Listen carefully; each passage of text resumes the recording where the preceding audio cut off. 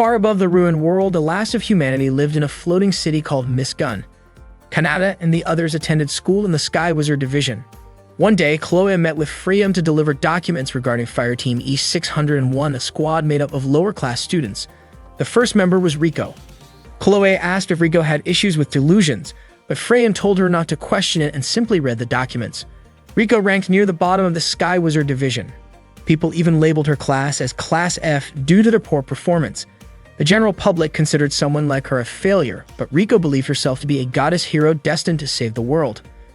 Chloe noted that Rico's 3 requests for resubmission had been rejected, with the comment that instead of apologizing for missing tasks, Rico should have apologized for not completing her homework. The second member was Lekti. She was a girl who dreamed of becoming a sky wizard to protect the people of Misgun by fighting the demon beetles. Although she admitted the thought frightened her to the point of shivering, she found joy in the idea of protecting others. Lekti was seen as someone very responsible. However, Freyan commented that kind-hearted children were often the ones to fall first. Those without magic were fated to lose their memories after being killed by the beetles. That was why Lekti wanted to fight for those who had already lost everything. She was easily nervous and anxious, and her entrance exam results were poor. Still, Lekti came from a family known for their twin-blade magic sword style, and her sincerity could not be overlooked. She hoped her future as a sky wizard would shine brightly. The final member of Fireteam E601 was their leader, Miss Aura. In her very first semester during practice exams, she lost 57 times and never secured a single victory. In the following evaluations, she lost 10 more times without a single win. During her second semester, the losses continued and she was defeated 57 more times, bringing her record to 124 consecutive defeats. In short, Miss Aura was recommended to voluntarily withdraw from the academy. Chloe suspected that Miss Aura was struggling with obstacles she could not overcome.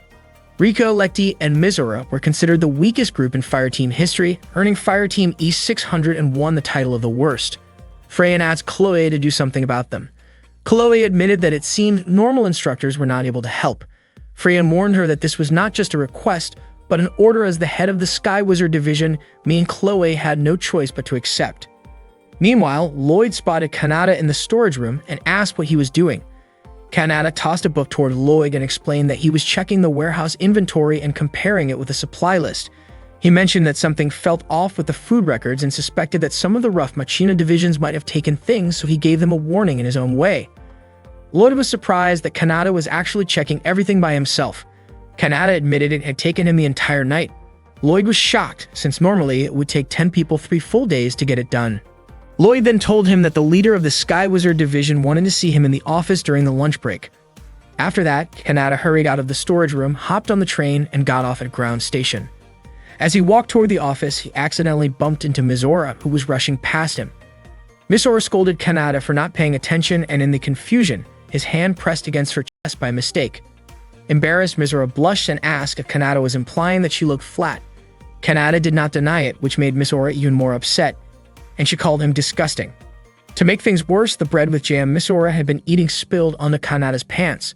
Miss Aura looked disappointed because her breakfast was ruined, and she demanded that Kanata owed her for it. Kanata found it strange since his pants were now stained with jam, and he thought she should be the one apologizing. Miss Aura explained that she had barely slept, so she was in a hurry, eating on the way just to make it to practice on time. As Kanata stood up, the bread slid off his pants. Miss Aura, still annoyed, shouted for help and told people that there was a creep nearby. But when she turned back, Kanata had already disappeared. At that moment, Kanata was busy trying to wash the jam off his pants, but the red stain looked hard to remove. He then noticed Rico smiling at her own reflection in the glass window of a nearby building. Curious, Kanata wondered what she was doing. Their eyes met, and with full confidence, Rico asked if her beauty had already mesmerized him. Kanata dismissed it as just another one of her eccentric habits. Rico teased him back, calling him a stalker, and Kanata replied that she was simply weird. Rico proudly claimed to be the reincarnation of a goddess, which explained her beauty. She warned Kanata not to fall in love with her, saying that the only person allowed to adore such beauty was Rico herself. Kanata dryly suggested she should take a break from admiring herself and use that time for training instead. He noticed the uniform she wore and recognized it as the Sky Wizard student uniform. Rico told him that she disliked exhausting activities like training, especially those that made her sweat. Then Rico suddenly realized Kanata was standing there in only his underwear, and she was shocked. She accused him of being indecent and asked why he would even remove his pants after looking at her. Kanata explained that he had already taken them off earlier while trying to clean the jam stain. Riko, still flustered, was stunned that he had been walking around like that the whole time. She screamed, calling out to others and saying that there was a creep right in front of her. Once again, Kanata vanished before anyone could see him, running straight into the restroom to hide. Meanwhile, some female students in the changing room were chatting about rumors of a suspicious person wandering nearby. Kanata stepped out of the restroom, frustrated that he had been labeled as a pervert twice in one day. Just then, he accidentally bumped into Lekti near the restroom. Seeing Kanata standing there only in his underwear, Lekti's face immediately turned bright red. She stammered nervously, reminding him that this was the girls' restroom, and with a trembling voice, she asked if Kanata really was some kind of creep. Kanata quickly denied it. Kanata made his way to Freyan's place, thinking that maybe he shouldn't have taken the shortcut through the preparation field. Not long after, 2 male students spotted him and called him a traitor. When he finally arrived, Kanata ran into Yuri, who also called him a traitor. Kanata asked if Yuri was still holding a grudge against him. Yuri said she had stopped wasting her time thinking about him since to her, remembering Kanata was pointless. Even so, Kanata insisted that Yuri was still holding on to it. That annoyed Yuri so much that she almost lashed out at him, but Chloe quickly stepped in to hold her back. Yuri told Chloe to let her go, explaining that she wasn't carrying a grudge and she wasn't trying to start a fight. She claimed she was simply stating facts, but Kanata still treated it like a grudge. Frustrated, Yuri stormed off and 2 male students nearby laughed at the scene. Chloe warned Kanata not to act that way, since it could make Yuri angry, but Kanata admitted he actually hoped she would get even angrier with him. Chloe questioned why he would think like that. Kanata explained that Yuri had joined because she wanted to be with him, and he was sure she was still hurt.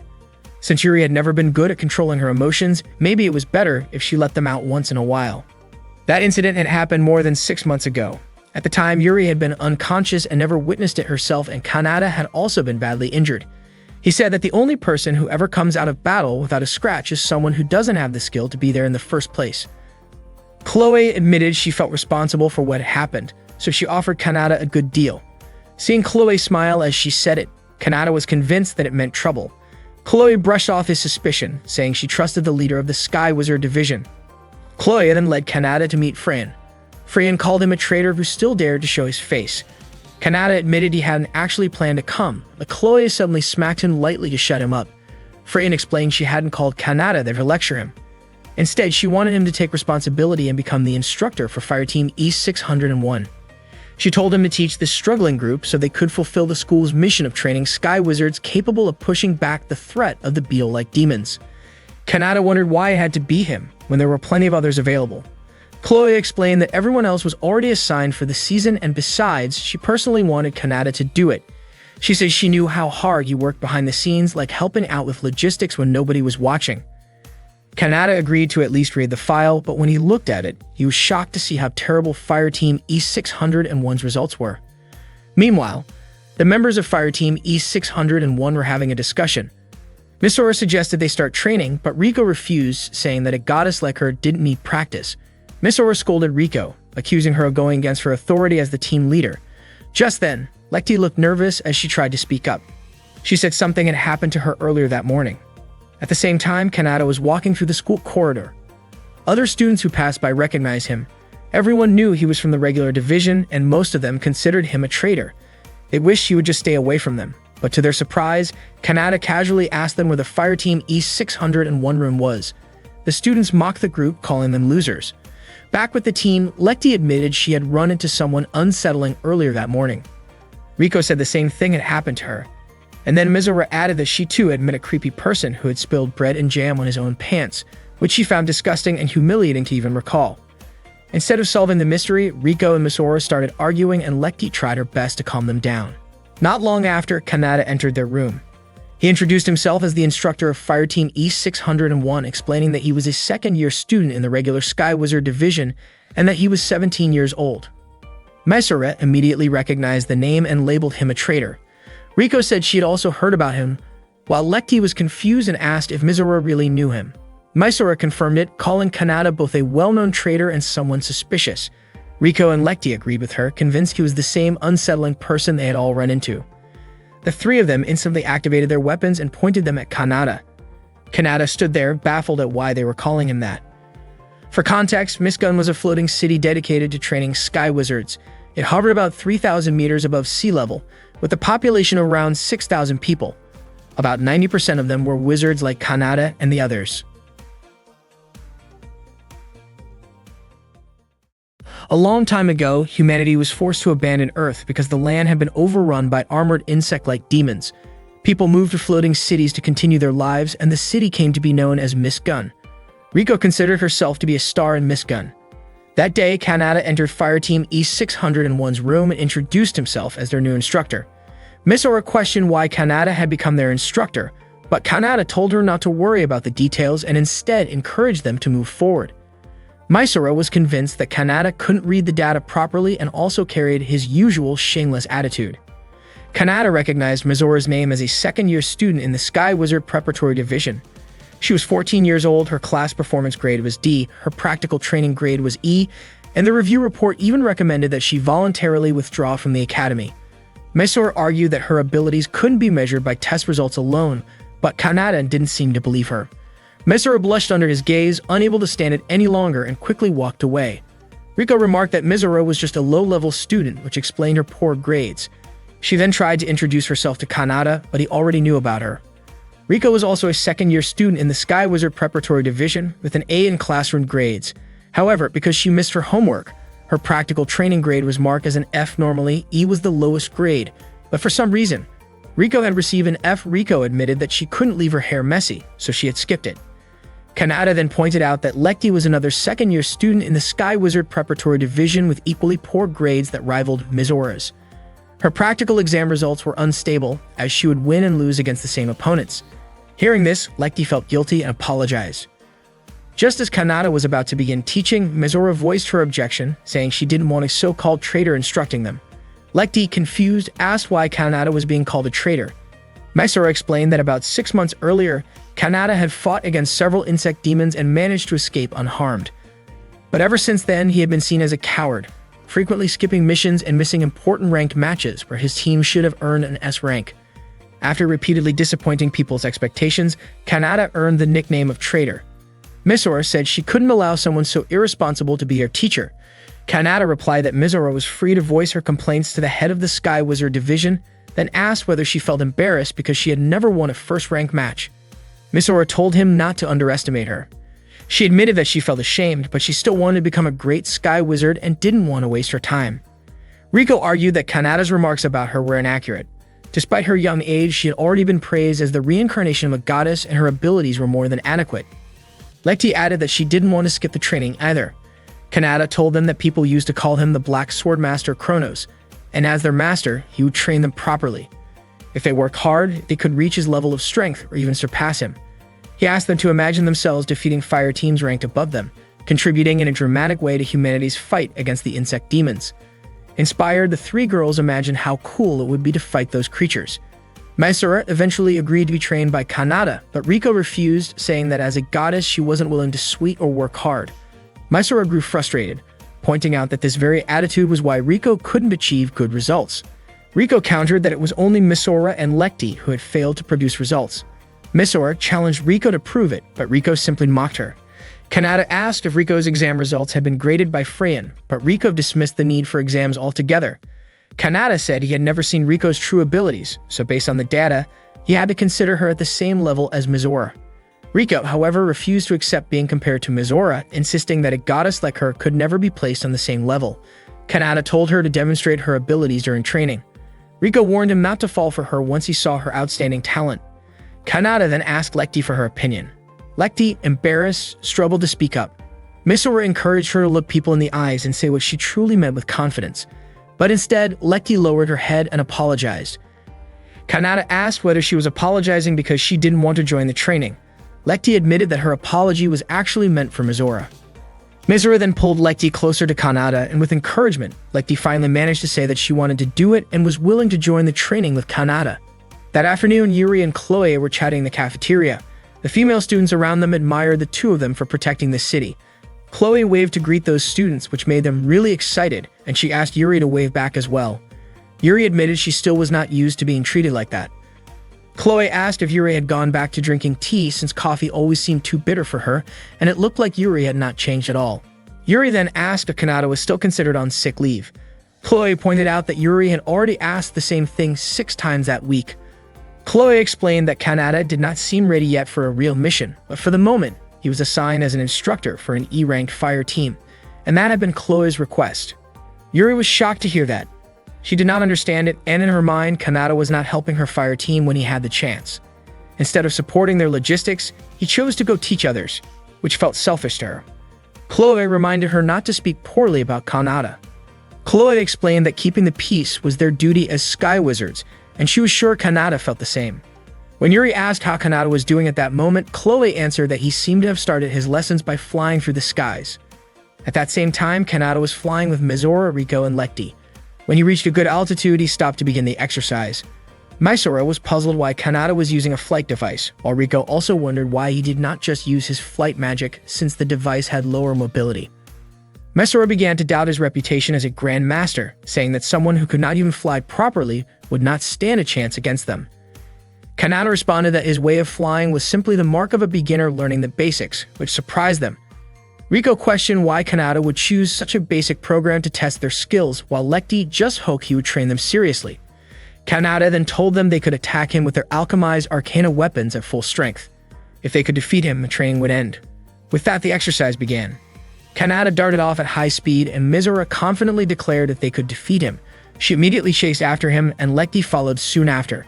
Riko was frustrated by how recklessly her teammates were rushing after a fleeing target without even a plan.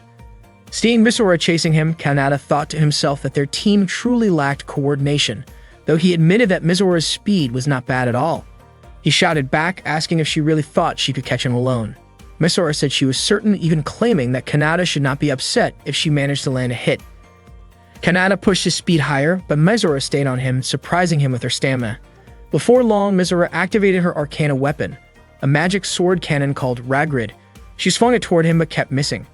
Kanata noticed that she was not able to make sharp adjustments if she only kept striking wildly. Mizora grew more exhausted but refused to stop. At that moment, Kanata prepared to fire a shot of his own. He sped up again, and Mizora assumed he was just trying to run away to avoid her attacks. Kanata praised her speed and stamina, saying they were actually quite impressive. Just when Mizora moved in for another strike, Kanata suddenly changed direction and disappeared into the clouds, leaving her confused and searching for him. Meanwhile, Lekti appeared behind Kanata, aiming her weapon at him. Kanata asked her what the name of her weapon was since it looked impressive. Lekti answered that it was called Amano Habakiri. Kanata was surprised, noting that she should have been able to land a blow if she had only tried. He encouraged her not to hesitate. Lekti began attacking, but Kanata was able to block her strikes. She was startled when she found herself too close to him, her face turning red before she quickly backed away and swung her weapon again. Kanata wondered why her movements had suddenly become inconsistent, asking if she was only stalling for time. Lekti attacked again, and Kanata realized her movements had actually become smoother. Her reflexes were quite good, but she kept making mistakes, most likely because she did not fully trust her own abilities. Kanata stopped her strike and told her that she had real potential. Embarrassed, Lekti pulled away and repeatedly apologized. From a distance, Riko had been waiting for her chance. She aimed her magical weapon, Athena, and fired. Kanata sensed the attack and managed to dodge, but the shot flew toward Lekti, who was standing near him. Kanata immediately pulled her aside and deflected the magical blast. Riko was stunned, realizing Kanata had actually reduced the strength of her shot before it could do any real harm. Kanata asked Lekti if she was alright, and she nodded. According to Kanata, it had been a good shot, and when an attack was too precise, it actually became easier to dodge. Riko wondered why that was the case, and Kanata explained that her aim was not bad, but her intention to strike felt as obvious as sending a telegram. He then asked if Lekti and Riko had tried combining their movements while flying. Lekti admitted that she had been very scared. Riko pointed out that Lekti's movements were smoother compared to Mizora's, who always seemed restless and scattered wherever she was. Because of that, Riko said it was natural for her to try sensing with Lekti in order to land better shots. Kanata questioned why, if Riko could calculate things so thoroughly, she did not seem concerned about her own teammates. Riko claimed that she was a goddess, uninterested in ordinary human matters. Meanwhile, Mizora kept shouting while searching for Kanata. She was annoyed and exhausted since she still had not found him. Later that night, while Mizora, Lekti, and Riko were changing clothes together, Mizora admitted she was upset because they had failed to catch Kanata, even though there were 3 of them. Lekti apologized, saying her skills were not good enough. When she noticed Mizora struggling to unfasten her bra, Lekti helped her. Mizora thanked her and said it was not her fault, admitting she might not have given Lekti any useful directions. Riko then commented that fire team leaders should be able to assess the battlefield properly, unlike what Misora had done. She also contrasted that with herself, who she described as beautiful. Misora became irritated by Riko's words. Riko told Misora not to feel down since it was only natural that she was taller and more developed physically, claiming that was what separated ordinary people from a goddess. Misora replied that she was not upset and that such things did not matter to her. However, when she noticed Lecty's figure, she was surprised and started crying, not believing how Lecty could be more developed than her. Riko reassured her that such differences had nothing to do with someone's abilities as a sky wizard. Misora was touched by her words, but at the same time, seeing both Riko and Lecty made her feel uneasy. What bothered her even more was when Riko playfully described Misora's body in a mocking way, which made Misora scold her. Lecty quickly tried to calm both of them down. Kanata had realized that Misora had a hot temper and often lost sight of her surroundings, while Lecty's lack of confidence caused problems whenever she faced enemies. Riko, on the other hand, was the complete opposite of Lecty, but the distance between her and her teammates was too wide. To Kanata, they were like puzzle pieces shaped oddly, but he thought it would be amusing if he could somehow fit them together. Riko, however, refused to accept Misora as the leader of the fire team since as a goddess, she did not want to be under Misora's command. Misora argued that she was the one who had started the fire team, so it was her responsibility to lead. Riko countered that being first in line did not automatically earn respect. At that moment, Lecty tried her best to calm the two of them down as they argued. Soon after, Kanata opened the door to the changing room to announce the next stage of their training. Unfortunately, he accidentally caught sight of the three girls and only their undergarments. In shock, they immediately activated their weapons and accused Kanata of being inappropriate. That day, the members of Fire Team E601 were in the middle of a special training session with Kanata. The training was tough as becoming stronger was never easy. During the session, Riko admitted that she had no intention of joining in because she believed herself to be like a goddess. She left the room right away. Misora tried to stop her, but Riko ignored her. Kanata told them to let Riko be on her own, then asked Misora and Lecty if they were ready for the special training. Both Misora and Lecty agreed to continue. Later that day, Kanata brought Lecty to a clothing store. With her face turning red, Lecty said that she had finished changing into the outfit Kanata had chosen. When Kanata pulled open the curtain of the changing booth, Lecty was startled. Kanata wondered why she was so embarrassed since she actually looked beautiful in the maid outfit. Lecty asked if it was really necessary to spend their fire team's budget on a maid costume. Kanata explained that the outfit was important for their training. Before leaving the shop, he told Lecty that her task for the day was to hand out flyers while wearing the maid outfit. Lecty was shocked, but she had no choice but to do it. That afternoon, Lecty began her task. When two students walked by, she tried to call out to them, but she couldn't bring herself to speak clearly. The students thought she was acting strange and walked away. Not long after, 3 male students came over. They were stunned to see her dressed as a maid and quickly surrounded her. The flyers scattered to the ground and Lecty politely encouraged them to take one. The students happily picked up the discount coupons and thanked her. Lecty was surprised that she had actually managed to hand them out. Meanwhile, Kanata asked Misora to find out Riko's weaknesses. According to him, everyone had at least 2 weak points, and even if Riko tried to act calm, there was a chance she had some surprising vulnerabilities. Misora seemed reluctant about this request. Even though she didn't get along with Riko, she didn't want to lower herself to spying. Suddenly, Kanata covered her mouth because he had noticed Riko walking nearby. In the process, he accidentally touched her chest and quickly apologized, saying he hadn't realized it. Misora was offended, especially when Kanata's words made it sound like he hadn't noticed anything because she was too small. Kanata urged her to stop arguing and follow Riko. That day, Riko went shopping for clothes. Through the reflection in the store's glass, she noticed Misora tailing her. She immediately approached and asked what Misora was doing. Misora was shocked that Riko had caught on so easily and wondered if she had some kind of special ability. Then Misora realized her reflection in the glass had given her away. Riko asked if Misora had feelings for her. Misora was at a loss for words and couldn't come up with an excuse. Riko told her she needed to shop, but Misora insisted she wanted to join her. Suspicious, Riko pinched Misora's cheek, worried that maybe someone had cast an illusion spell on her, since it was strange for Misora to suddenly want to spend time with her. Still, she allowed Misora to tag along. Elsewhere, Kanata was drinking coffee outside when Lecty approached and handed him a flyer. He asked if she had completed her task. Lecty admitted that at first she had been extremely nervous, but afterwards she managed to gain a little courage. Kanata then told her it was time for the second step, asking her to start working at the cafe. He walked away while Lecty insisted she couldn't possibly do it. Suddenly, several customers called her over to take their orders. With so many people waiting, Lekti panicked and shouted out for Kanada's help, saying she couldn't handle it on her own. That same afternoon, a young man named Real was walking while looking at his tablet, mumbling that most of the armored insects seemed to come from the Arcanar class. Without realizing it, he bumped into Yuri, who was carrying a drink. She immediately apologized as the drink spilled, soaking Real's pants. Feeling extremely guilty, Yuri apologized over and over. She quickly knelt down, trying to wipe off the spill. The stain didn't seem to go away, and Yuri grew flustered, unsure what else to do. To her surprise, Real's heart raced as he watched her, his face turning red. Yuri apologized again, worried the drink might leave a permanent stain on his clothes. Just then, Riko took the handkerchief from her, saying she could handle it herself. A moment later, Chloe called out to Yuri. Real told her not to worry and urged her to go meet Chloe. Yuri apologized one more time before leaving in a hurry. Real watched her go and only then realized he was still holding on to her handkerchief. That afternoon, Riko went to a bookstore and bought a philosophy book. Mizora asked if Riko was really sure about buying it since the book looked boring. Riko thought Mizora probably didn't understand the joy of pursuing truth yet, and she even called Mizora a child. Mizora admitted it when she was told that. Then Riko invited Mizora to the next store. Mizora didn't expect that Riko still hadn't finished shopping. After that, they went to a doll shop. Riko absolutely loved the sheep doll she found and hugged it right away. Mizora had only just discovered that Riko liked cute things. Riko looked embarrassed and quickly took the shopping item from Mizora's hands. Riko said they needed to use their time efficiently. Mizora began to wonder if Riko liking cute things could be considered a weakness. That afternoon, Lekti was serving customers, but a few male students started teasing her with uncomfortable comments.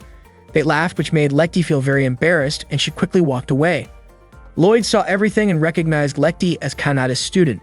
At that moment, Lekti sat alone, saying she couldn't do it. Suddenly, Mizora arrived and asked what Lekti was doing there. Lekti immediately hugged Mizora and cried and told her everything.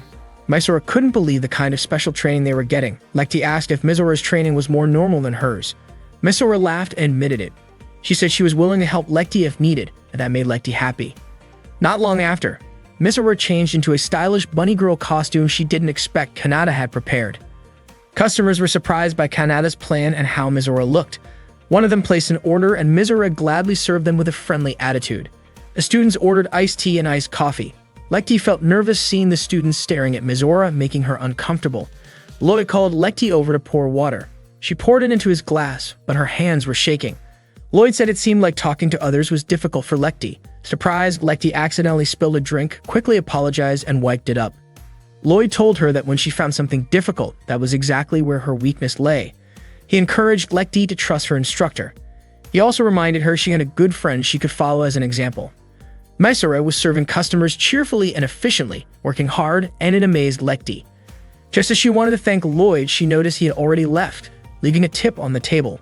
Soon after, another customer called her, and Lekti prepared herself to work as hard as Mizora. Freyon saw the group of male students and asked Chloe what was happening. At that time, Mizora and Lekti were working smoothly and confidently. Lekti even looked more enthusiastic than before, to the point that Mizora asked what happened to her. Lekti admitted she felt more motivated because of Mizora. Mizora didn't quite understand what she meant, but she was happy to hear it. Seeing them, Freyon commented on how impressive the two waitresses were and even looked forward to what Kanada planned to do next. That evening, Mizora and Lekti met with Kanada.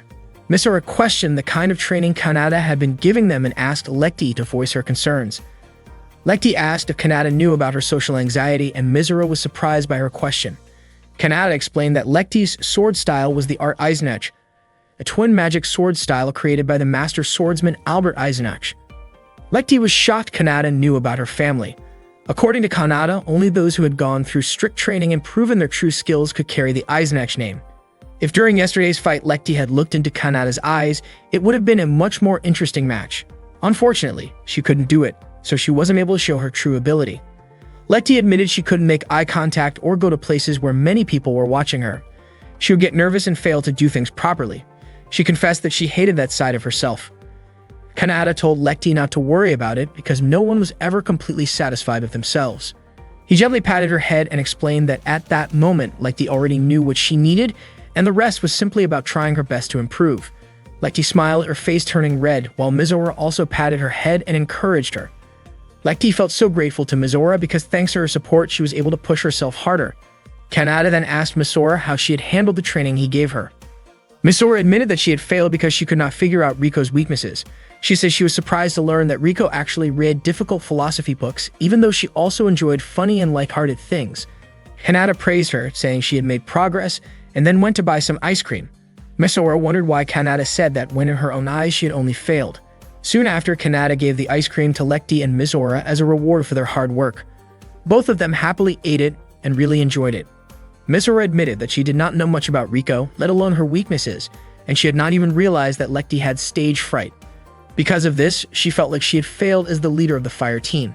Kanata reassured her by saying that she had learned something through the experience, and that itself was progress. He then asked Lekti to try the same kind of training she had done that day, and she agreed. Misora also agreed to keep observing Riko, but Kanata explained that the purpose of the training that day was to make Misora realize her own weaknesses. Overcoming those weaknesses, however, required a completely different kind of training, and he wondered whether he had failed to make that clear to her. Misora grew frustrated and, without meaning to, dropped her ice cream on the ground. She then cried over her ice cream being wasted. That night, Kanata was sitting in front of his computer when Chloe suddenly floated up behind him. However, Kanata had already noticed her presence and scolded her for entering the boys' dorm at night. Chloe simply smiled, saying she only wanted to do what she used to do in the past. Her eyes then wandered to a photo of Misora, the rabbit-eared girl, displayed on Kanata's computer. Kanata explained that Misora's reserve of magical power was greater than most rank of wizards, but unfortunately she was terrible with the sword, which made her waste much of her potential. Chloe then asked what Kanata planned to do in order to teach her.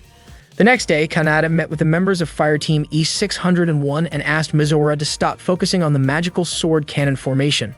Instead, he suggested she should position herself to support the magic cannon from mid-range because she had no natural talent for swordsmanship, while her flight magic and magical reserves were far more impressive. Kanata said his goal was simply to make the best use of her abilities. Misora refused to do that, saying she did not care, and even if it could make her stronger, she would not change her path. Kanata told her to stop being selfish, since the magical sword cannon was unbalanced, outdated, and too difficult for a beginner to handle. Misora denied being selfish, saying she was simply doing her best, but still rejected the idea of moving away from the sword cannon style. Kanata said that no matter how hard she tried, putting effort into the same approach would only produce the same results. Misora realized she had misjudged him, since she thought Kanata might have been a capable instructor. In her eyes, Kanata clearly did not understand her at all, so it was better if he stopped telling her what to do. Frustrated, Misora stormed out of the room. Seeing this, Lekti immediately ran after her.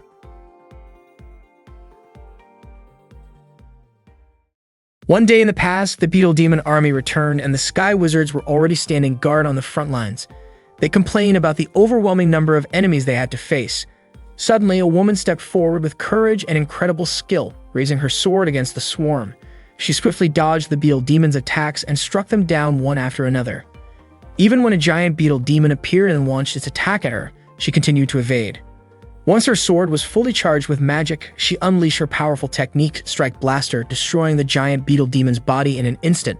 With that, the rest of the Beetle army was wiped out. This woman was admired and relied on by many. Her name was Sochi, the mother of Misora. Since childhood, Misora had always been proud of her mother's strength. But at that time, all she could do was miss her, because Sochi had already passed away. When Kanata asked her to change positions, Misora refused. She wanted to be just like her mother and had made up her mind not to give up. That same day, Lekti went into her room to deliver some coffee. When the door opened, she was surprised to see that the one who had ordered the coffee was Lloyd. Lloyd praised Lekti for her hard work, leaving her stunned. Inside the room with Lloyd were Chloe and Freyan. Freya noticed the girl who had just brought the coffee and pointed out that she was a member of Fire Team E601. Freya then asked if Lekti was still training like that. Chloe suggested that if Freyan was really curious, she should ask Kanata directly. However, Freyan doubted he would answer so easily. After delivering the coffee, Lekti walked down the hallway and saw Riko stepping out of the room. She quickly caught up to her and invited Riko to join their training. But Riko, who often called herself a goddess, flatly refused, saying she had no time for sweaty practice sessions. Lekti explained that Misora hadn't been coming to school for several days, so she didn't know what to do alone. Riko brushed her off, saying that as a heavenly goddess, she didn't concern herself with such trivial problems. Hearing this, Lekti said it seemed she would have to rely on Kanata instead. Riko assumed Lekti was placing too much faith in someone she still considered a traitor. Lekti admitted she had been worried at first, but now she understood that Kanata truly meant to take their training seriously. Meanwhile, Real from the regular division's medical department was sitting on a park bench. He was practicing how to return a handkerchief to Yuri and properly thank her. Before long, he noticed Yuri walking up to Kanata. Yuri pointed out that Kanata had been training the girls for several days. Kanata was surprised she knew about that. Yuri explained that it was obvious since Fire Team E-601 hadn't been assigned to practice in the airspace, and it was easy for her to notice. Kanata responded that maybe it was better that way. Yuri grew frustrated, pointing out that Kanata was the only one on the special fire team with free time, and she worried that he might betray Fire Team E-601 too. Kanata said he needed to head home since he didn't have time to spare. Yuri insisted their talk wasn't over, but Kanata still left. Real, who had witnessed everything, started trembling and accidentally dropped the handkerchief without realizing it. Later that afternoon, Kanata visited a small cafe looking for Mizora. As soon as he walked in, the shop owner greeted him. Kanata explained that he wasn't there as a customer. Mizora, surprised, asked what he was doing at the cafe. Kanata was relieved to see that she was safe. Mizora, however, expressed her irritation toward him. The cafe owner immediately scolded her for being rude to a guest. Mizora told her father not to interfere with her business. Kanata was surprised to find out that the cafe owner was actually Mizora's father, Gail, since the two didn't look very much alike. Gail laughed and said Mizora resembled her mother. Mizora frowned and hurried into her room. Gail apologized to Kanata, saying their family wasn't perfect. As Kanata noticed a framed family photo hanging on the wall, he complimented Gail's wife, saying she was beautiful, and it was true. Mizora did look just like her mother. Gail said that the only thing left of his wife was that photograph. While talking, he served the specialty of his shop, the famous steak. Kanata explained that he did not come as a customer. After tasting the steak, he immediately praised the dish. Gail laughed and mentioned that steak had been the favorite meal of his late wife. He then shared that his wife, Soki, was once a sky wizard. At the same time, Mizora quickly changed her clothes and left. Gail talked about how Mizora had been skipping school for several days, but he admitted he could not bring himself to scold her. He asked Kanata if he knew what was going on with Mizora. Before Kanata answered, he asked Gail why Mizora seemed so obsessed with the canon-style magic sword. Gail became convinced that Kanata was not just a casual acquaintance of Mizora. Kanata then admitted that he was Mizora's instructor, and his job was to give her the chance to grow stronger. Gail explained that people used to call Sochi the greatest canon-style magic swordswoman in the floating city where they once lived, but one day, Sochi left for a mission and never returned. Since then, both Gail and Mizora gradually began to lose their memories of her. Mizora wanted to master the canon-style sword because she did not want to forget her mother. At that time, Mizora went to a place full of ruins, activated her weapon, and promised herself that she would never give up. In the past, there was a day when Mizora had been overjoyed to welcome her mother home. Sochi had missed her daughter deeply and lifted Mizora high into the air with excitement. Gail confessed that he often worried about Sochi and could barely sleep at night, even when he tried to nap during the day. Sochi admitted she often felt lonely and could only comfort herself by eating multiple times a day. Their reunion was filled with warmth, and soon Mizora found herself happily standing between her parents again. When Mizora asked her to stop, Sochi playfully teased her daughter.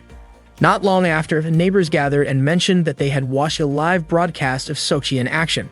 They praised her for destroying an entire army of Beal demons and expressed their gratitude since, thanks to her, their city of Iris remained safe. Mizora felt a strong sense of pride in her mother's abilities. When they returned home, Gail cooked steak for breakfast, but Mizora thought the dish was too heavy for the morning meal. Meanwhile, Sochi had trouble managing house chores and even flooded their home while trying to do laundry. Mizora was surprised at how poorly her mother estimated the water level. When Sochi tried cleaning, she accidentally damaged the wall. Mizora scolded her out of frustration.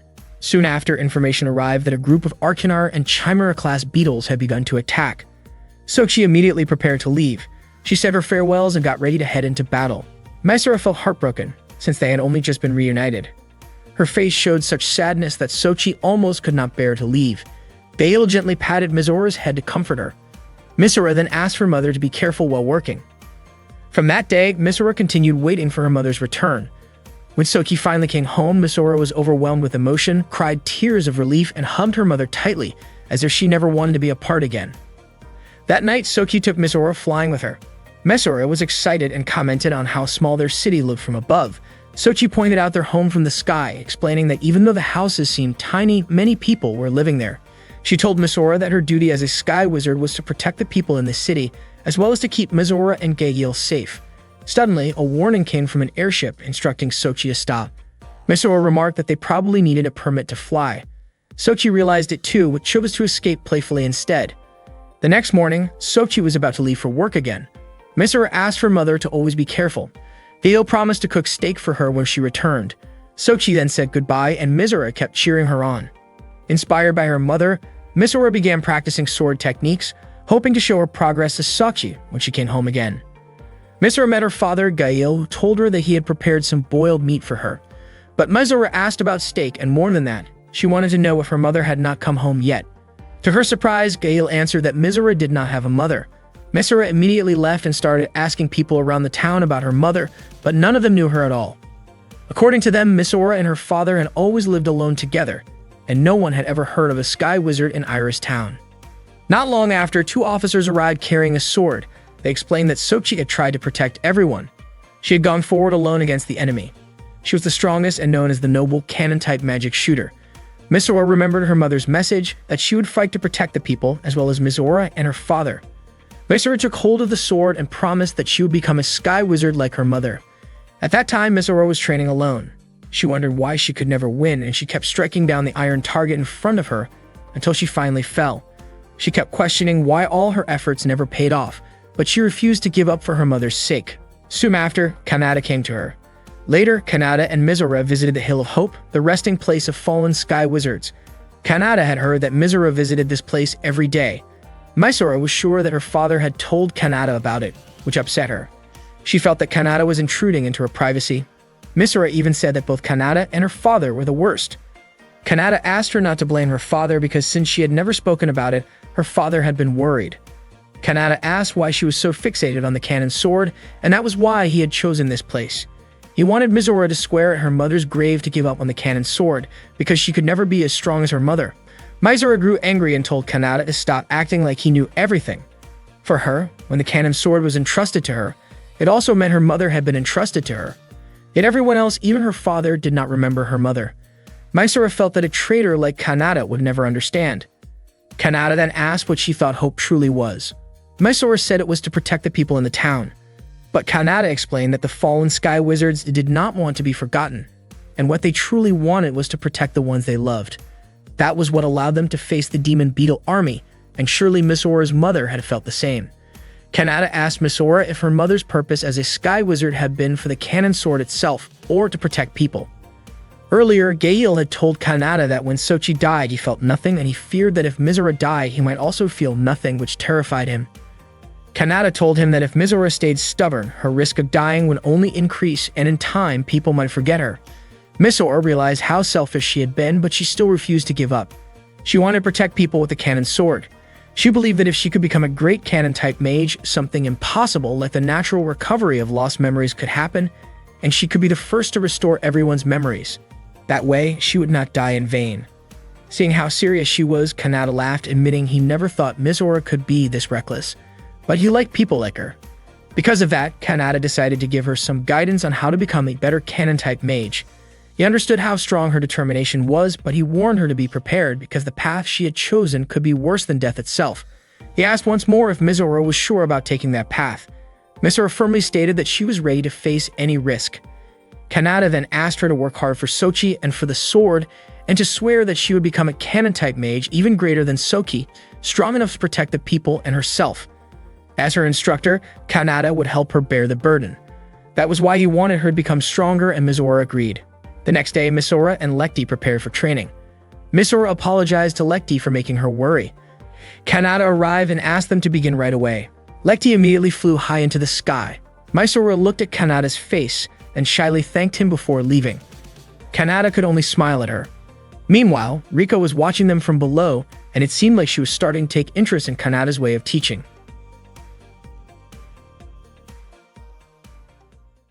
While Kanata was training Fireteam E601, he learned more about each member's strengths.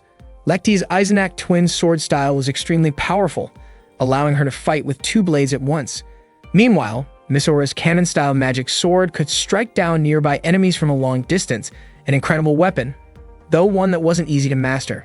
That morning, Riko was enjoying her dream when Freyan's voice woke her up. Riko sat up, saying Freyan had disturbed her sleep. She complained that a goddess like herself was tied down by meaningless school rules. After that, Riko got out of bed, took a shower, and prepared for school. At lunchtime, some students chose to sit far from Kanata, calling him a traitor. Kanata was eating with Lloyd, who admitted he was impressed by him. Kanata was surprised to hear such words from Lloyd. Then Yuri appeared, wondering why Lloyd didn't ask Kanata how he could stand tall as someone hated throughout Miss Gun. Kanata ignored Yuri and told Lloyd about their upcoming opponent instead. Feeling brushed off, Yuri commented that the fire team Kanata was training was too weak to even start a proper fight, and since they also had a so-called traitor, she believed there was no way Kanata could win. Kanata responded by saying it was actually a good thing, since his team wouldn't feel extra pressure that way. Irritated, Yuri asked if that was the kind of excuse losers made and wondered what kind of teaching Kanata was giving them. Kanata replied that his fire team simply had a better chance of winning this way. Hearing that, Yuri was reminded of when they once fought together against beetle-like demons. She hoped Kanata hadn't changed completely. Yuri left and Lloyd followed her to try and comfort her. Not long after, Riko arrived, commenting that she was surprised at how much Kanata could eat. She then shared that while showering earlier, she had seen something beautiful. Kanata wondered if she had seen a ghost or something similar. Riko smiled and explained that the beauty she saw was none other than herself in the mirror. She thought that no one in the world could be as beautiful as she was. Kanata laughed and said Riko was truly amusing. When she was younger, Riko had been mocked by her friends for being so full of herself, calling her as beautiful as a goddess. Curious, Riko asked Kanata what documents he was reading. Kanata explained that they were about Fire Team E571, the team that would be E601's next opponents. Its members included Ami, Shayla, and Beach. Kanata said that if Lekti and Mizora could complete their training, and they might have a chance to fight properly. Riko, however, admitted she had no intention of training with Kanata. He told her to do as she wished. Riko believed that a goddess like her didn't need to work hard or sweat for anything. Meanwhile, Lekti and Mizora were in the changing room.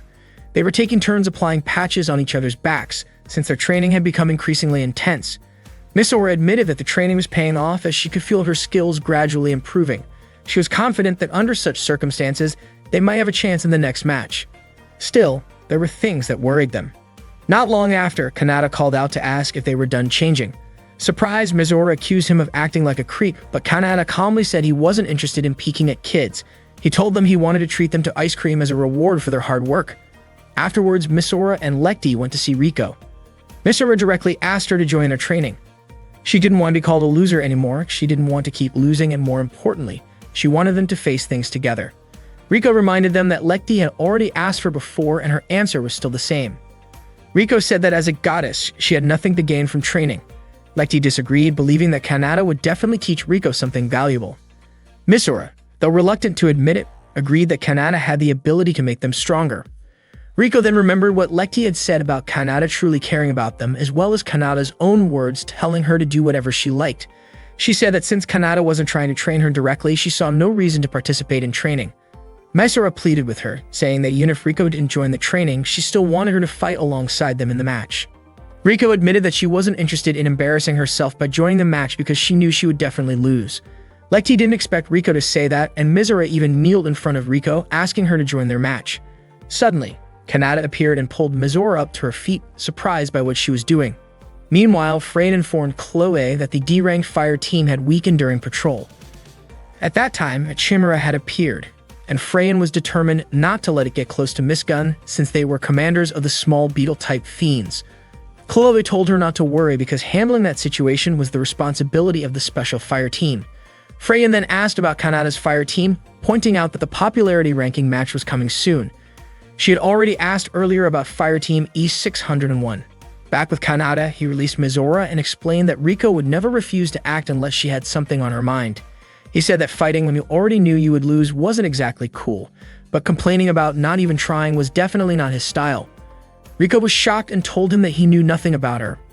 Kanata gently patted Mizora's head and said that was why he would leave the key to victory in her hands. The next morning, Riko once again dreamed about her childhood, when she used to chase after Frayn but could never catch up. She woke up hugging her stuffed toy, upset that she had fallen into the same nightmare again. Still feeling sleepy, she went off to school. That day, Yuri was practicing with her staff while Real watched her from afar using binoculars. He couldn't believe that someone as beautiful as Yuri was associating with Kanata, the so-called traitor. Real was convinced that Kanata must have deceived her. Riko spotted Real and called him a sneaky stalker, which startled him so much that he immediately ran away.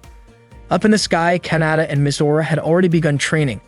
Kanata demonstrated a move to her, then activated his weapon known as the Gladius, a destructive sword used as a chronos.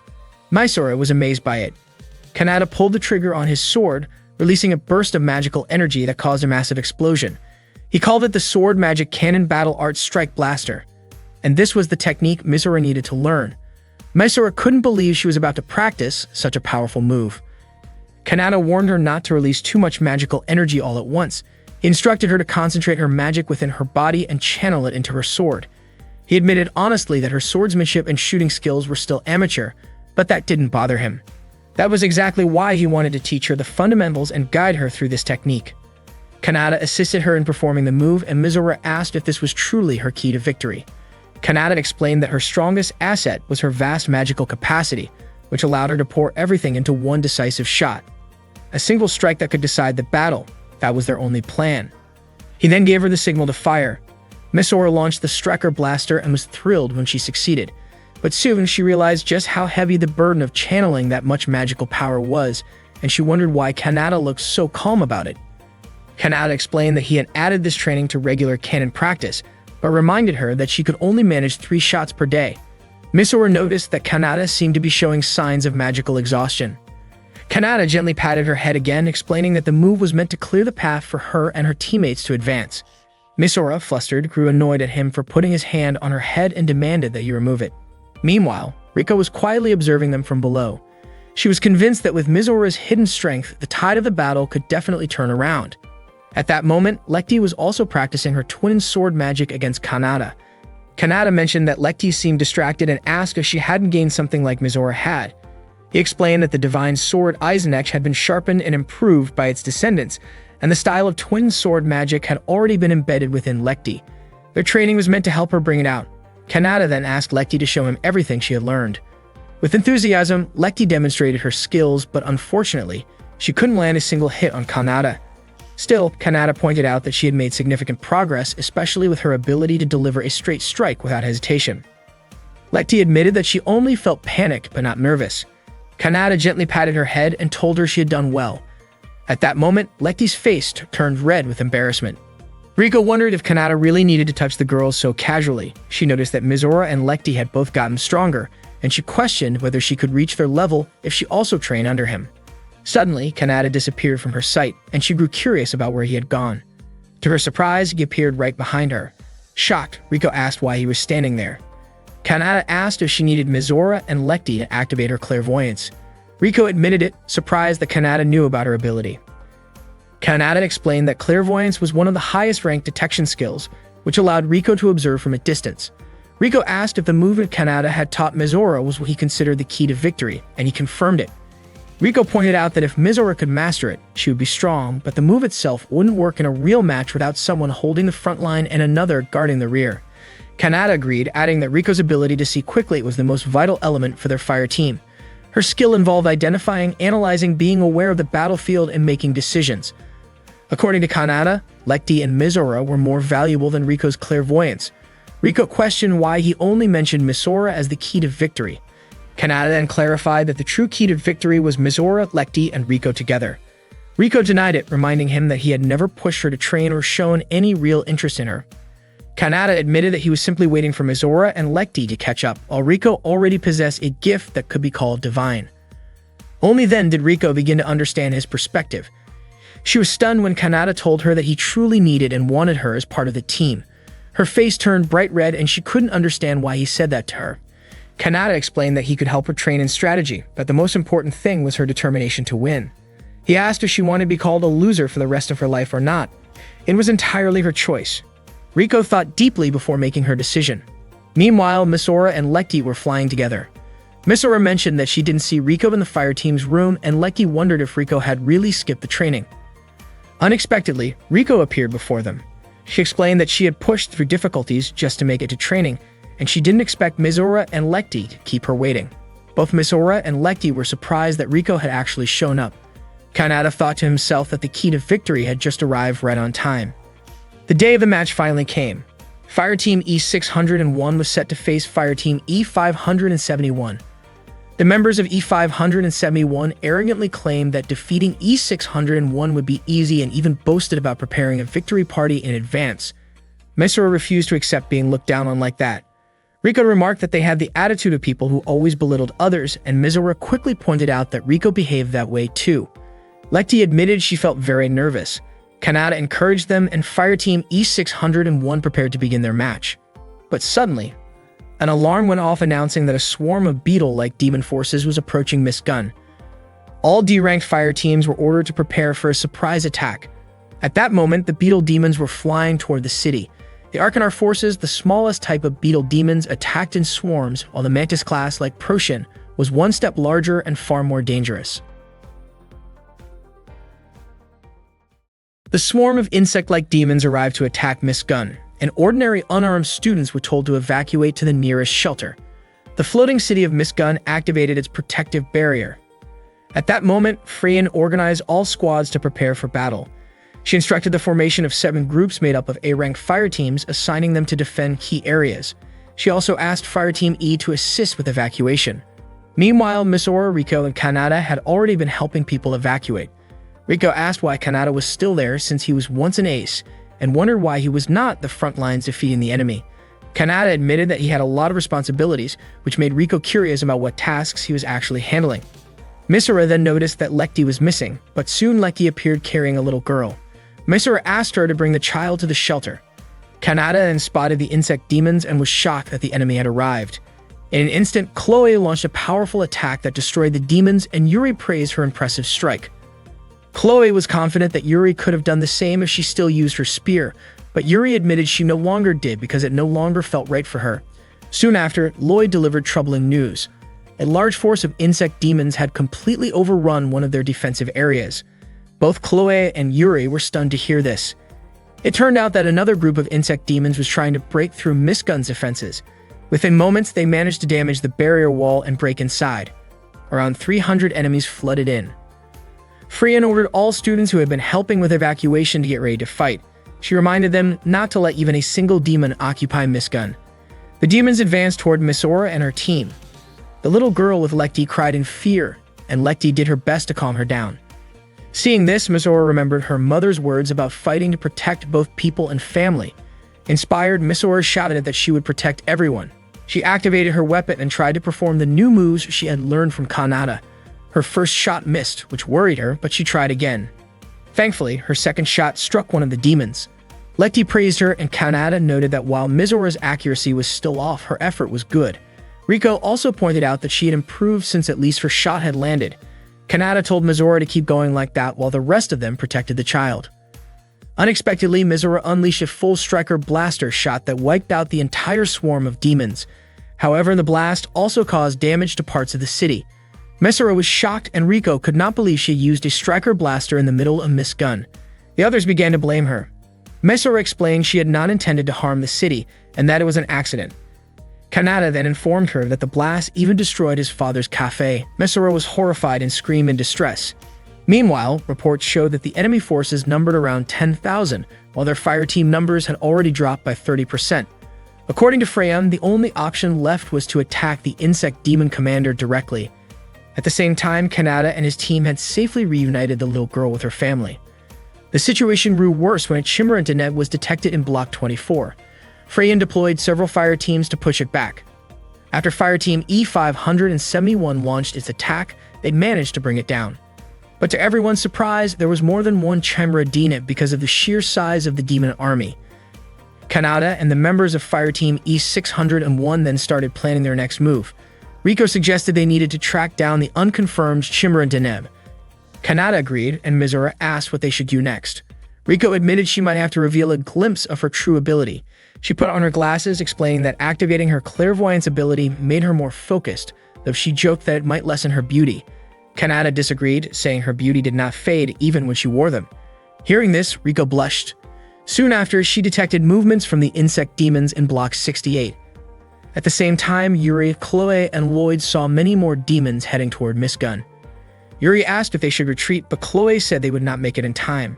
Lloyd added that he could not simply let the enemy pursue them unchecked.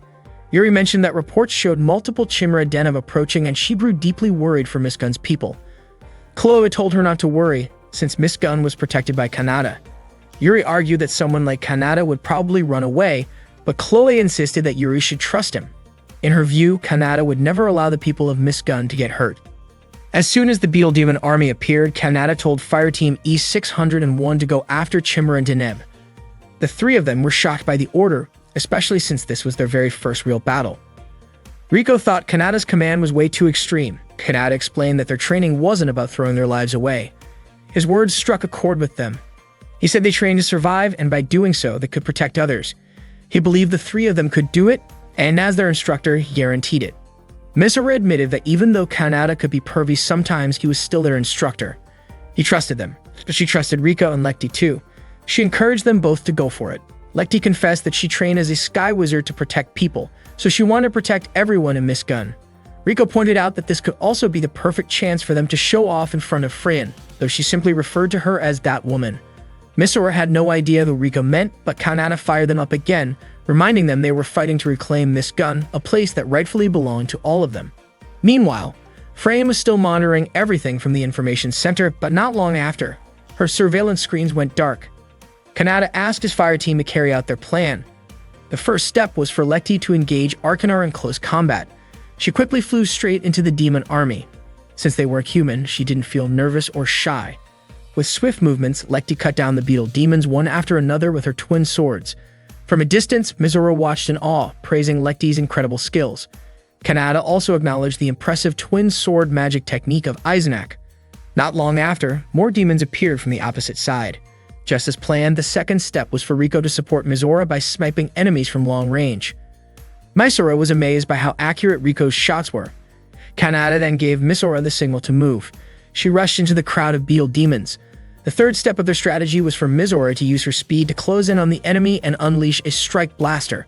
She pulled it off, but the sheer number of enemies forced her to fire a second strike blaster. Unfortunately, more demons kept appearing.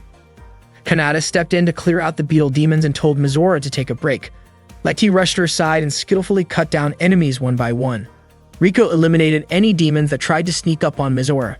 She sneered that these beetle demons were nothing more than low-level creatures, completely unworthy opponents for someone like her. Misora also began targeting them one by one. She wasn't just fighting for herself, she was doing it for Rico, Lekti, and her mother. Gathering her resolve, Misora unleashed a third strike blaster. Kanata was confident her attack hit the mark, but suddenly, a massive strike was launched toward Misora. She couldn't dodge it in time, but Kanata jumped in and shielded her from the attack. At that moment, an enormous beetle demon monster appeared before them. Lekti asked if that was Chimera, but Rico admitted she had never seen a type like that before. The giant demon fired its attacks, destroying buildings and sending debris flying at Lekti and Rico. Kanata said Misora's earlier shot had been good, but the demon had managed to deflect it. Realizing the fight couldn't drag on, Kanata admitted he hadn't expected something like this monster to show up. Misora told him not to hold back, but she also knew his magic reserves were limited. Kanata revealed he had no choice but to step in. Since this wasn't a normal enemy, he activated his weapon, and a chilling aura surrounded his body. He warned that what he was about to do wasn't something anyone should ever try to copy, and he didn't want Misora to end up fighting this way. The wind around him roared violently. He ordered Misora to retreat because it was too dangerous. As soon as he moved, every beetle demon around him vanished instantly. Misora couldn't understand what Kanata had just done. The massive demon launched a barrage of attacks at him, but to Kanata, they were far too slow. He darted through the gaps with ease, though Misora worried deeply about him. She suspected that the power he was using wasn't ordinary magic. Moving at incredible speed, Kanata managed to slash the giant demon across its head. He knew he had to end the battle quickly. He soared high into the sky just as the demon began charging another massive attack aimed right at him. Misora panicked and begged him to get away, but Kanata declared that the fight would end when he decided to unleash his full strength. He then fired his own strike blaster, detonating the giant demon in an explosion so massive that Misora had never seen anything like it before. Lekti and Rico managed to escape from the rubble, and Rico asked if the giant beetle demon had been defeated. Kanata's powerless body fell downward, and Misora, Rico, and Lekti quickly ran to catch him. From a distance, Lloyd and Yuri witnessed the explosion. Lloyd believed that someone had managed to pull it off. Yuri did not understand who Lloyd was referring to. Chloe smiled and said it was the work of someone Yuri admired. Hearing that, Yuri's face turned red. Meanwhile, Freyan received a report that the Arcanar beetle demon had withdrawn from Miss Gun's airspace and the situation was safe again. She was surprised that the unknown Chimera had been defeated, but she had no idea who was responsible. At that moment, Rio rushed over to check if Kanata was alright, when suddenly something fell from above. It looked like the eye of a monster. Kanata was still weak, and Misora and Lekti were terrified at the thought of losing him. Not long after, Kanata stood up again, relieved to see the sky above Miss Gun clear once more. Lekti, Riko, and Misora's faces lit up with joy. Kanata told them that they were now ready to win the ranking battle, and the team was filled with confidence. The day of the battle arrived. Even though Kanata was still injured, he came to watch. Yuri greeted him and admitted she wanted to see how the students he trained would fight. Kanata asked why she seemed so cheerful, which made Yuri flustered and deny it. She had thought Kanata was helping with the evacuation during the attack, but was confused about why he ended up so badly hurt. Kanata simply said he must have tripped while escaping. The match began, and Kanata told Yuri not to be surprised because Fireteam E601 had grown much stronger. He smiled as he looked at Mizora, Lekti, and Riko, certain they could win. But when the match ended, Fireteam E601 had lost, and Kanata's face fell into disappointment. Fireteam E571 celebrated their victory, telling Mizora and the others to recognize their limits. Mysora looked downhearted. Lekti could barely believe they had lost, but Riko insisted she had made no mistakes. Yuri reminded Kanata that he had just said Fireteam E601 was stronger now. Kanata smiled and replied that setbacks were only natural. That evening, Freyan presented her suggestion to the Academy headmaster, who approved it. Freyan then told Chloe they could accelerate the Sky Wizards training program in a more realistic way by holding a new Academy tournament. Later, Mizora asked Riko how far her clairvoyance ability allowed her to see. Then Riko admitted that she could see things that were extremely far away, but not objects that were invisible. Beetle Demon balloons started attacking Mizora, and she shot them down one by one with her weapon. She was clearly annoyed because those beetle balloons seemed endless. Mizora shouted at Riko, asking her to back her up from behind. Unfortunately, Riko refused, saying she wouldn't help because Mizora's movements were too sloppy. That only made Mizora even more frustrated. At the same time, Lekti was busy popping the beetle demon balloons surrounding her. Mizora kept yelling at Riko to help, but Riko still refused, which pushed Lekti to ask both of them not to fight. From a distance, Kanata could only smile as he watched the three of them. Meanwhile, Lloyd, Chloe, and Yuri were meeting Freyan in her office. Freyan pointed out that the fire team under Kanata's guidance never seemed to change, since they kept extending their losing streak. She asked them to be honest about whether they were involved in the Chimera incident the other day. Lloyd admitted that the three of them obviously didn't defeat the new Chimera species. Freyan was convinced that Kanata and Fireteam E601 were the ones who had actually taken it down.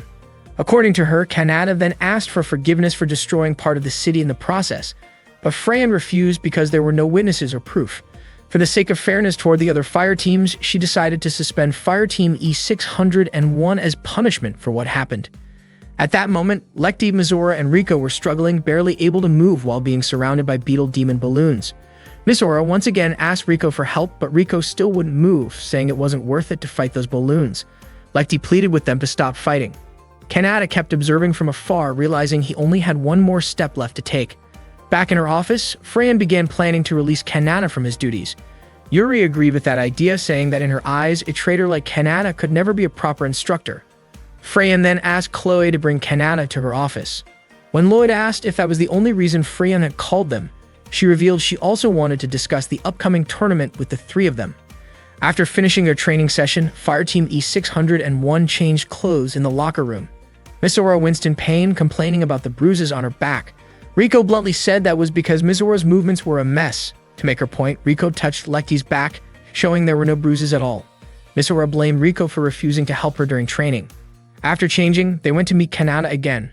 Mizora vented her frustration, saying no one acknowledged that Kanata and Fireteam E601 had fought against the beetle demons. Kanata calmly explained that since no one actually saw them in battle, it made sense that nobody would believe it. Mizora didn't expect that kind of response from him, especially after he had used a strange power to fight the giant beetle demon. Kanata quickly covered her mouth so she wouldn't mention it further, and then asked if she couldn't accept that fact.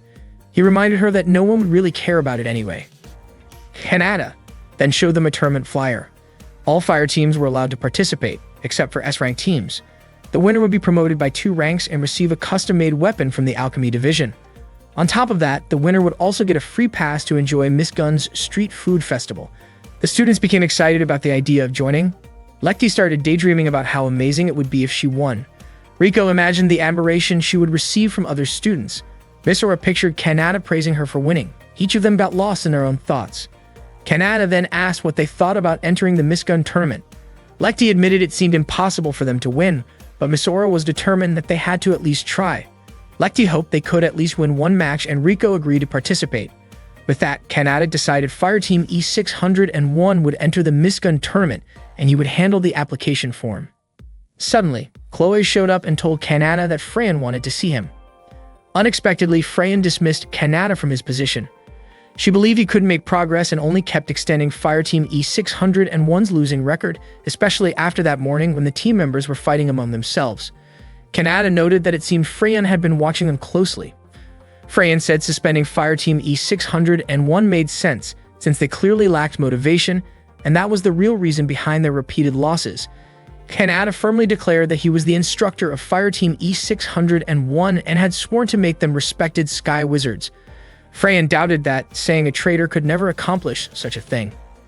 Even though Chloe recommended Kanata, the final decision remained in Freyan's hands. Misora declared that she didn't care if the decision was Freyan's, because in her eyes, only Kanata could truly help Fireteam E601 grow. Freyan, however, couldn't understand what the other Fireteam members saw in him. Kanata believed that if Fireteam E601 managed to win the Miss Gun tournament, then everyone else would finally accept their existence. Freyan laughed when she heard that and mocked Fireteam E601, pointing out that they couldn't even beat Fireteam E. Kanata, however, was confident they could pull it off. Freyan said that if Fireteam E601 actually won the tournament, then she wouldn't suspend them. At that moment, Misora, Lecty, and Rico had been eavesdropping outside the room. Misora was shocked to realize that they were facing suspension. As soon as Kanata opened the door, the three of them tumbled in, embarrassed at being caught listening in. They quickly followed Kanata, asking why they were about to be suspended. Kanata advised them not to get too influenced by what they heard.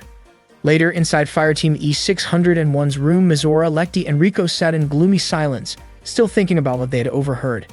Kanata asked what they planned to do. Misora said she wanted to make Fireteam E601 stronger and reach new heights. Lecty agreed with Misora's determination. Rico reminded them that she already held the highest position since she considered herself a goddess, but she would still follow Misora and Lecty's wishes. Kanata praised their determination but told them not to take things too seriously. What mattered most, he said, was simply winning every match they played. Misora pointed out that they had never won before, while Rico wondered how Kanata could stay so calm. Kanata explained that the tournament brackets were always distributed fairly and previous scores or rankings wouldn't matter.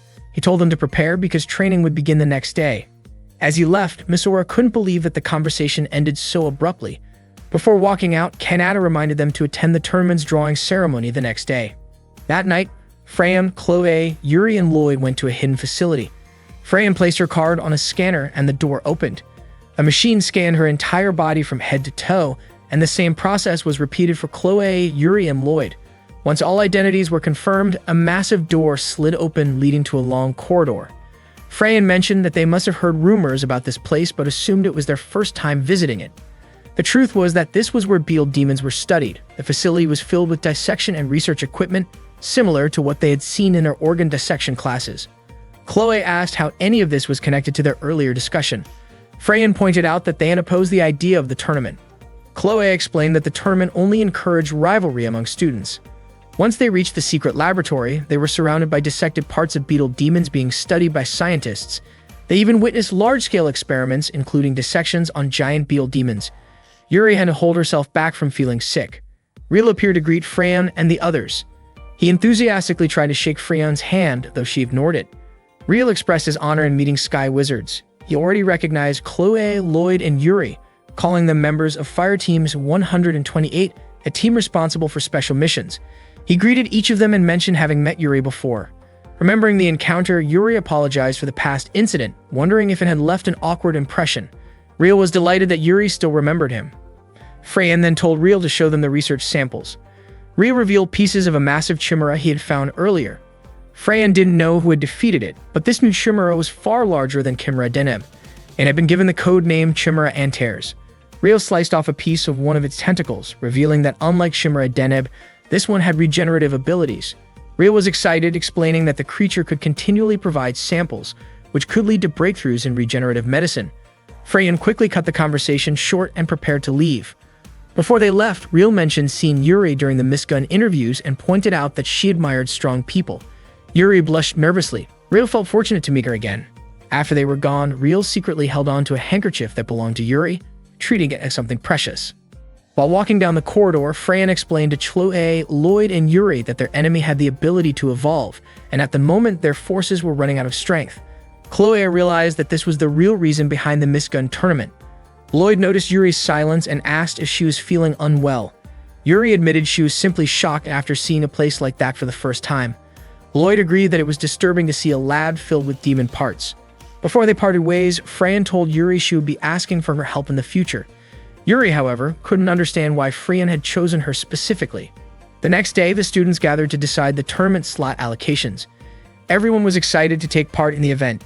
At that moment, Fireteam E466 ended up in Block B, Slot 12, facing Fireteam A286. Fireteam E466 could only accept their fate since they had to go against a class of team.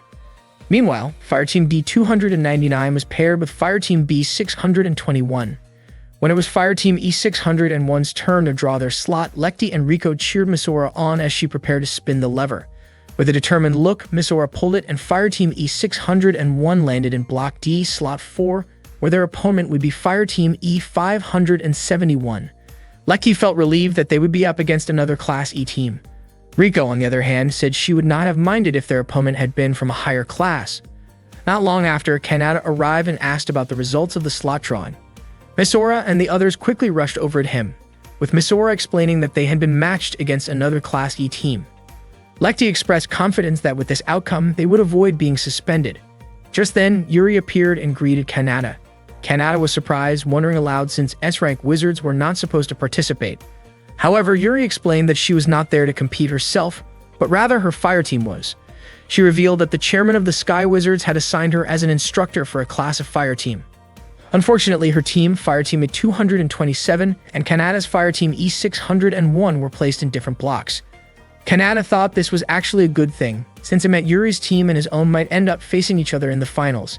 Hearing this, Yuri was caught off guard. Kanata teased her, asking if she was afraid of losing. Irritated, Yuri denied it, wondering why Kanata sounded so sure that her fire team would lose. Kanata then turned the question around, asking if she truly believed her team could win. Yuri declared confidently that her fire team would, without a doubt, win. Kanata replied that if his team came out victorious, then Yuri would have to join his fire team. Annoyed, Yuri said there might be countless possibilities in the world, but she still accepted his challenge. With visible frustration, she left. Misora and the others then asked Kanata why he had said something like that. Kanata explained that it was part of an agreement he had made with the chairman of the Sky Wizards. If Fireteam E601 won the tournament, then Misora, Lekti, and Rico would not be suspended. Shocked, the three girls exclaimed that they had never heard about this deal. Kanata was puzzled, wondering if he had not mentioned it before. The three immediately shouted back, insisting that he had never told them anything about it. Freyan later shared some additional information about Miss Gun. The Sigi not only had secret labs and medical supplies, but also divisions dedicated to engineering, alchemy, industry, logistics, economics, informatics, and even the preservation of ancient relics. One night, a student was frightened and tried to avoid a mysterious person who kept following him. When he could no longer escape, the stalker suddenly attacked and left him unconscious. 3 years earlier, during a tournament when Kanata was still ranked at level D, he and his fire team faced off against a level A team. At that time, Yuri was watching the match from below. Kanata seemed to be moving away from his opponents, and Yuri assumed that a level D student like him would simply run when facing stronger opponents. But to her surprise, Kanata didn't run at all. When two of Ami's teammates approached, Kanata slowed down and immediately struck back. He successfully defeated his opponent, who wielded twin swords and turned to face the remaining one armed with a bow.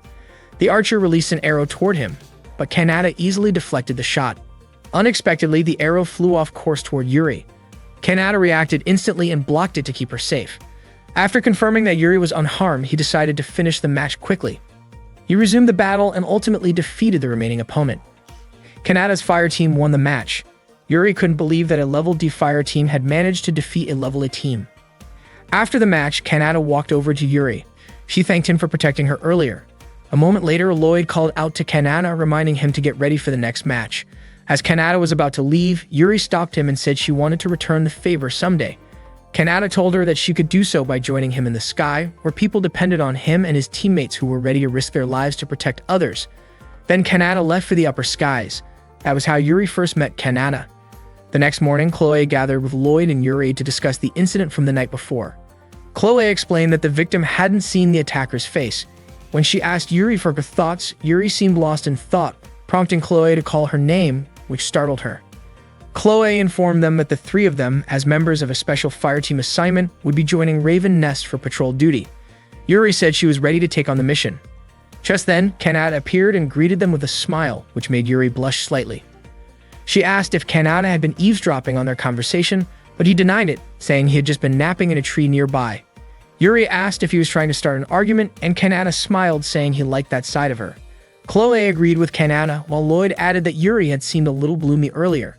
Yuri then excused herself, saying she had to go teach her fireteam. Chloe told Kanata that Freyan had assigned Yuri to train a fireteam as well. Kanata guessed that Yuri probably wanted to teach an E-rank fireteam like he did. Chloe was surprised he knew that. Kanata explained that although Yuri could be a bit careless, deep down she had a strong sense of responsibility. He believed Yuri wanted to stand on equal ground with everyone else, which was why she wanted to win her battles fairly and never complained about her problems. Lloyd then joked that cheering up Yuri was his responsibility. Kanata asked if he didn't like that duty, but Lloyd replied that keeping a friend's spirits up was actually something he was proud of. That afternoon, the E601 fire team was in the middle of their training session. Lekti asked Riko to help her with shooting practice, but Riko stayed quiet. Misora, who was busy firing at a beetle-shaped magic target, reminded Riko to focus on her job as the mid-guard. Riko complained that constantly turning her head forward and backward only made her neck sore. She said she might as well consider this entire practice as a test for herself. After the session, Kanata told them he planned to switch up their formation, rotating who would be at the front, middle, and back. Mizora objected, saying they couldn't just switch positions so easily. Unexpectedly, Lekti agreed with Kanata's idea and said she was willing to try since she believed his training methods were useful. Riko also agreed to participate, but she asked what Kanata would do if they ended up losing again after spending all that time on training. Kanata smiled and said they would have to wait and see when that happened. He then asked for Mizora's thoughts on his plan. Though hesitant, Mizora eventually agreed to give it a try. They began their training again. At that time, Mizora shouted for Riko to do something because more enemies were appearing. Lekti started to panic, worried about Mizora. After assessing the situation, Riko quickly came up with a strategy and activated her weapon. She told Mizora to handle the enemies on the left side while she and Lekti would take care of the ones on the right. Mizora pointed out that the enemies on the left were still too far away, but Riko reminded her that it was a task only Mizora could handle. She added that Lekti didn't have that kind of range. Riko then asked if Mizora could be trusted with that task. Mizora didn't hesitate to accept it and immediately moved to attack the enemies on the left. Riko then told Lekti to help her with the enemies on the right. Lekti apologized for her lack of skill, but Riko reassured her, saying that Lekti's ability was actually really helpful and admitted that she had only lied to Mizora earlier. Lekti was surprised to hear that. Without wasting time, Riko and Lekti rushed to face the beetle-type Devil Ball. Meanwhile, Kanata quietly observed them from a distance. Mizora attacked the Devil Ball from long range. Riko opened fire on the one in front of her, and Lekti took down the Devil Ball near Riko. Kanata could see that Riko's tactic was to lure enemies into a specific range before finishing them off.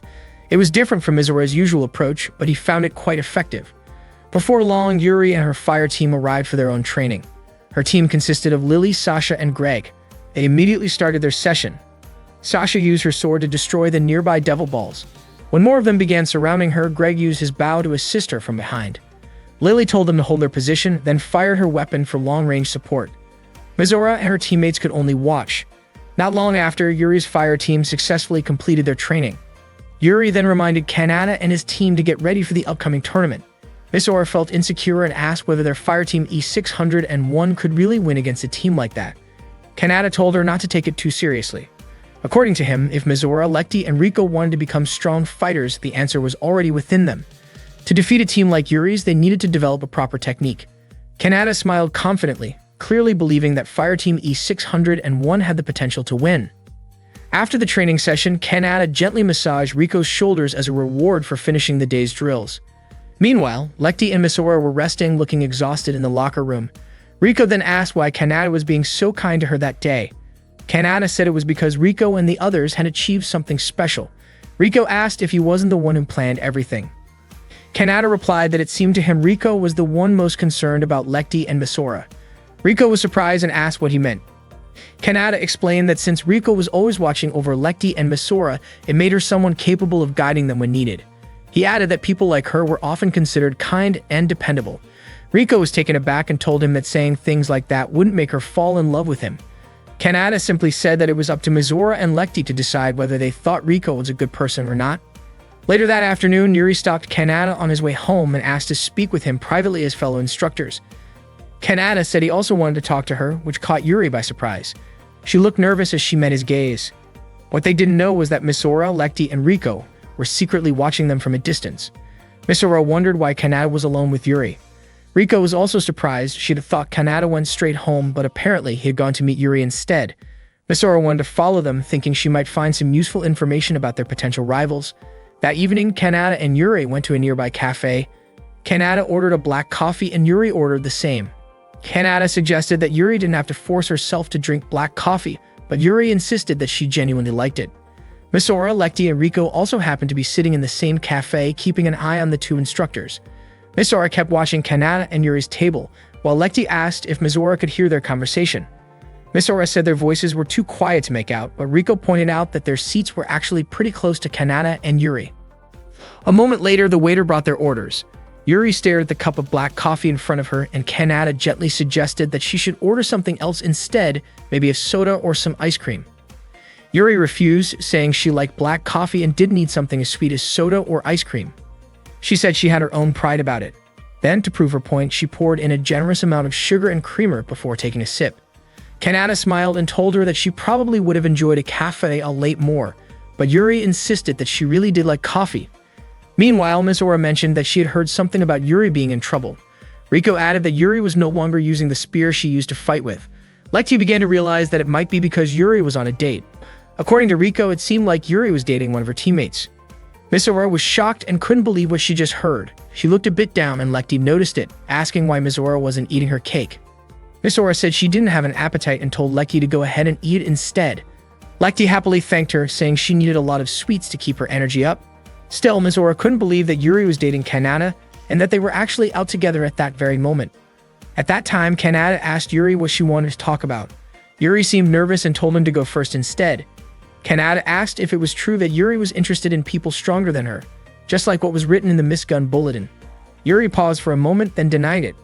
Kanata said she shouldn't have said something like that in public, especially since she was usually quite shy. Yuri insisted that she wasn't a shy person, and that kind of thing didn't matter to her anymore. But Kanata said it did matter to him, because he genuinely cared about her. He also mentioned that the person stronger than her, the one she seemed interested in, was Chloe. Yuri was caught off guard when she heard that. Kanata couldn't help but wonder if that was really the kind of person Yuri was. Feeling upset, Yuri stood up in front of him, frustrated that Kanata only wanted to talk about that. Kanata then reminded her that she was the one who asked to meet because she had something to say. Yuri then asked Kanata to quit being an instructor. In her view, even though everyone called him a traitor, Kanata still possessed unmatched strength, and she thought it was a waste for him to spend his time on the failed Fireteam E601. Kanata asked if that meant Yuri disliked his students. Yuri admitted it, saying that those so-called failures wouldn't last long in the academy anyway. Misora, who had been secretly listening, was clearly upset when she heard that. Kanata responded by saying that it was no different from how things were in the past with him and Chloe. He reminded Yuri that Chloe couldn't even fly properly back then and was once called a failure herself.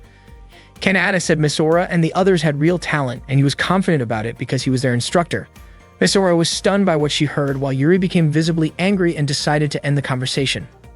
When Kanata tried to pay for the coffee, Yuri insisted that she would cover the bill since she was the one who invited him. But Kanata said he would also pay for someone else's order. It turned out he had realized that Misora and her friends had been following them. Misora told her friends that Kanata had noticed them, but Rico wasn't surprised at all. Kanata smiled as he looked in their direction.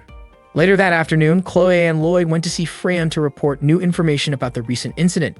It turned out that all the victims so far were sky wizards who used close-range weapons. Freyon thought it might just be a coincidence, but Lloyd pointed out that the first victim was from Fireteam Class E, then the next from Class D, and the most recent attack had even reached Chloe's level. That meant the next target could be from Class B. That night, the mysterious attacker appeared again and ambushed a lower-ranked Sky Wizard. The culprit had the power to vanish and strike from behind.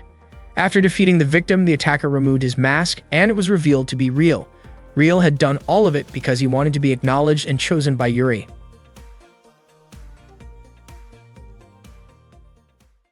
One morning, Lekti woke up and was startled to hear Misora still mumbling in her sleep. After getting ready, she decided to go for a morning run, and it turned out that Kanata was also jogging at the same time. Kanata asked why she was up so early. Lekti explained that she just wanted to go for a run, but Kanata suspected Mizora's restless sleep had made it hard for her to rest properly. He told her to be a little more assertive, saying that Mizora could be clumsy sometimes and even managed to damage her own place before. Lekti smiled and invited Kanata to sit and talk with her for a bit. They rested together, and Kanata handed her his drink so she wouldn't get dehydrated. Lekti accepted it, though her face suddenly turned red as she took a sip. As they talked, Lekti realized Kanata was trying to change Fireteam E601's battle tactics by splitting them into different positions. However, she thought it would be impossible since Mizora wasn't suited for the front line, and she herself couldn't really help much from the back line. Kanata gently patted her head and praised her for paying attention to such details. He admitted that Mizora indeed wasn't fit for the front, but told Lekti that she was doing great in many aspects and was very close to success. Before leaving, Kanata gave her a little hint to help her improve. After her run, Lekti went back to her job as a waitress at the cafe, wearing her maid uniform. Kanata apologized to the cafe staff for any trouble he might have caused earlier, but the staff said it was no problem at all. They even mentioned that the work system Kanata had once set up was incredibly efficient, and that his way of convincing suppliers had helped them a lot. Kanata told Lekti to get started quickly because lunchtime at the cafe was basically a battlefield. Lekti immediately began taking customers' orders and rushed to the kitchen to relay them. The cafe was packed, and she admired how fast and skilled the other staff members were at their jobs. A few moments later, the food was ready. One of the staff members offered to deliver it and told Lekti to go welcome the new customers instead. As she hurried off, she almost slipped, but another coworker reminded her not to rush and to just pay more attention to her surroundings. From that moment on, Lekti started being more mindful of everything around her, and her service speed noticeably improved. Kanata observed her closely and thought she was doing a great job. He realized that by simply being aware of her surroundings, she could handle everything better and achieve good results. That afternoon, Fireteam E601 began another round of training. Misora was frustrated because her shots kept missing their targets. Riko suggested she lure enemies closer before firing, which, according to her, explained why Misora had once accidentally shot her own house. Misora assumed Riko must be uncomfortable holding the middle position. As the training continued, Riko aimed at a group of beetle-like demon balloons flying toward them, and said that from her spot, she could shoot down 5 of them.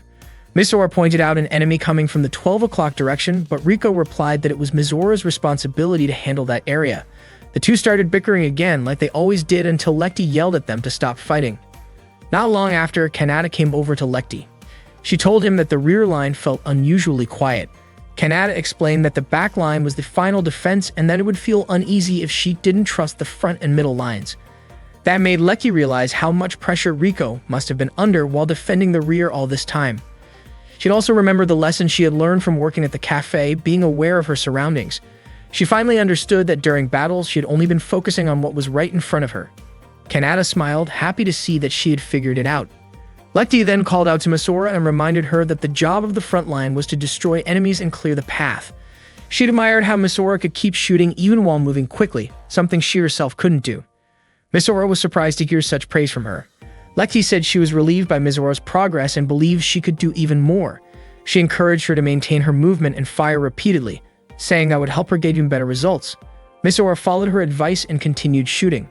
Lekti turned to Riko and said she finally understood how difficult the rear guard position was, realizing how much focus it took to monitor everything from a distance.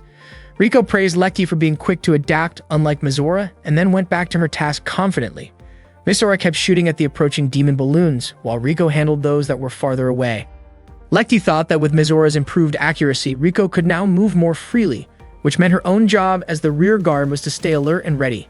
A few demon balloons managed to slip past Mizora's attacks, but Lekti quickly reacted and took them down one by one with precision. In that moment, she finally understood what it felt like to grow stronger together as a team. Kanata approached her again, gently patted her head, and told her she had passed the test. Lekti's face turned red as she smiled shyly, while Riko and Misora quietly watched them from a distance. The next morning, after finishing his usual morning run, Kanata was greeted by Chloe with a warm smile. He was surprised to see the noticeable dark circles under her eyes. Feeling a little embarrassed, Chloe admitted that she had been on patrol all night and didn't get much sleep. Kanata asked if she had found any clues about who was behind the recent incident. Chloe explained that all she knew so far was that the weapon used had been a close-range type, and she asked Kanata to keep that information confidential. Kanata then asked whether Yuri had joined the patrol. Chloe said that Yuri hadn't, since she had to focus on her duties as an instructor, and Chloe didn't want to make her stay up all night. Not long after, Misora approached Kanata, asking him to stop what she called pointless training. She wanted him to give them proper advice, something that would help them grow like the students assigned to special missions. Kanata told her that doing things the easy way wouldn't help her improve at all. Misora asked what the purpose of the training was, especially since Riko and Lekti had managed to handle it, yet she still couldn't get stronger. Kanata thought her words sounded a little self-centered. He then told her that they would be having a Fireteam E601 meeting later that day and asked her to make sure not to be late.